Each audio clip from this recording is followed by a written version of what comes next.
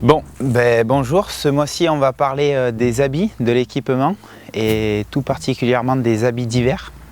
Donc on va passer par l'équipement en général, on va commencer par donc les bottes, le casque bien sûr, pantalon, t-shirt. Voilà, les genouillères, c'est possible d'en avoir des normales ou autrement des genouillères orthopédiques sur mesure ou pas sur mesure. Il y en a des adaptables en fonction de votre taille, il faut mesurer votre genou. Après c'est au choix de la personne, comme vous vous sentez. Ensuite, pare-pierre, on a deux solutions, un pare-pierre rigide pour les gars qui sont un peu casse-cou et qui ne sont pas vraiment sûrs. Après, on a les pare-pierres en mousse, moi j'utilise plutôt ça. Ça protège assez bien et les épaules, il faut faire un peu attention. Autrement, on a un autre choix que j'ai pas là, c'est un gilet, si vous voulez mettre une dénaise complètement.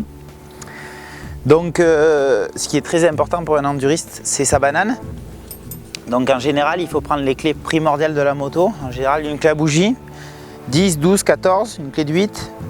Et pour démonter roue avant, roue arrière, en cas où de pépin.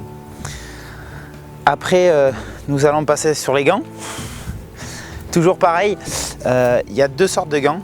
Il y a le gant avec un peu des protections qui est plutôt pas mal pour l'enduro, pour les petits doigts et en général pour les poignets où il y a un peu du néoprène un peu partout.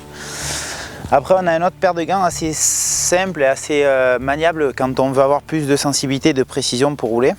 Donc voilà, qui est plus fin et qui protège un peu moins. Donc voilà, pour l'hiver, ce qui est primordial aussi, c'est une paire de gants néoprène.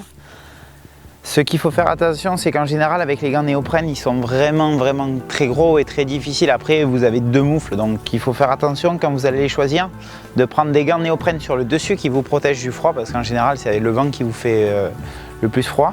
Et dessous qui restent assez simples, au moins vous pouvez avoir une bonne maniabilité sur votre moto et vous êtes protégé. Donc voilà, je vous conseille des gants assez simples et néoprène. Donc lunettes, bien sûr.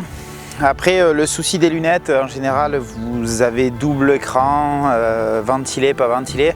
C'est pas vraiment évident parce qu'un double écran, en général, ça vous fausse un peu la vision. Quand vous voulez avoir une précision de vision, il vaut mieux avoir un simple écran. Donc ce que je vous conseille, c'est des petites serviettes Scott qui sont très bien pour l'anti-buée. Vous mettez à l'intérieur, vous mettez de la buée comme ça. Et après, vous essuyez l'intérieur. Et en général, pour une journée complète, vous n'aurez plus de buée et vous n'allez plus être embêté de toute la journée. Après, il y a la veste traditionnelle d'enduro. Donc voilà, qui est assez lourde avec beaucoup de poches. C'est pratique quand on fait une grosse randonnée et qu'il fait un peu froid. Elle est amovible, on peut enlever les manches de chaque côté. Et c'est assez pratique, c'est pas mal.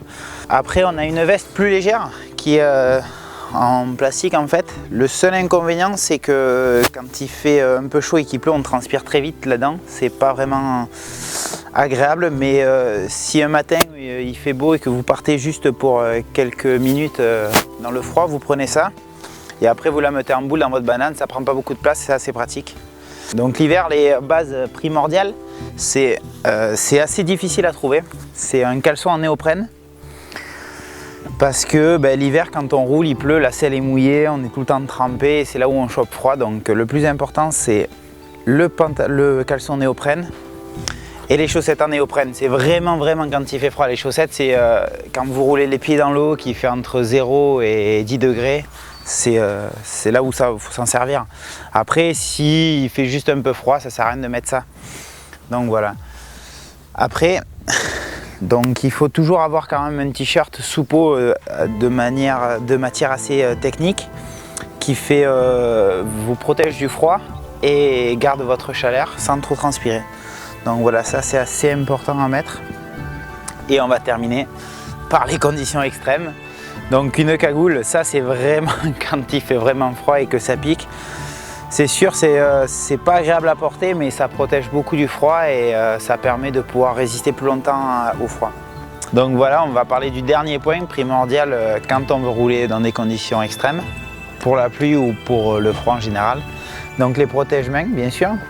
Et après, si vous voulez, nous on les modifie. On met du plexiglas très fin, parce que ça sert à rien de mettre un plexiglas épais, avec des rivets. Ce qui permet à agrandir un peu le protège-main tout en ayant une flexibilité quand vous tombez, que ça ne casse pas de suite. Donc ça protège énormément et ça vous rend bien service dans des conditions dures. Donc voilà, je vous souhaite un bon roulage et profitez bien de l'hiver.